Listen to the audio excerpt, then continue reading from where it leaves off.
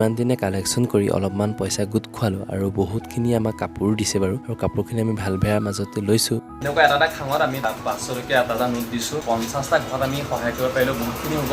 সকলোৱে যিহেতু খোৱা বস্তু দি আছে তেওঁলোকক এতিয়া অলপমান পইচাৰো প্ৰয়োজন হ'ব, সেয়েহে আমি পইচা লৈছোঁ, বস্তু একেবাৰে কমাই লৈছোঁ বাৰু। আৰু আপোনালোকে ইমানখিনি সহায় সহযোগিতা কৰিলে তাৰ কাৰণে চাগে ধন্যবাদ শব্দটো বহুত কম হ'ব। এতিয়া হালধিবাৰী বুঢ়ীমাই মন্দিৰত এপাক খোকাঘাটত একাপ গুটিকেইটা চাহ খাই এতিয়া আকৌ ৰাওনা হ'লোঁ শিৱসাগৰৰ ফালে। এনেদৰে ৰাইজক সহায় কৰা কামখিনিতো বহুতখিনি সাহসৰ প্ৰয়োজন হয়।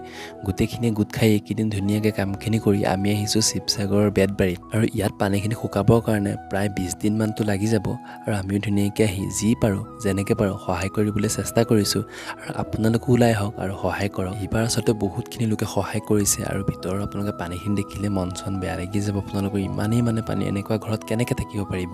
আৰু কিছু লোকৰ ঘৰতো মানুহ নথকাৰ সুযোগত চুৰ কৰিছে। এইবিলাক কাম কিয় কৰে বাৰু?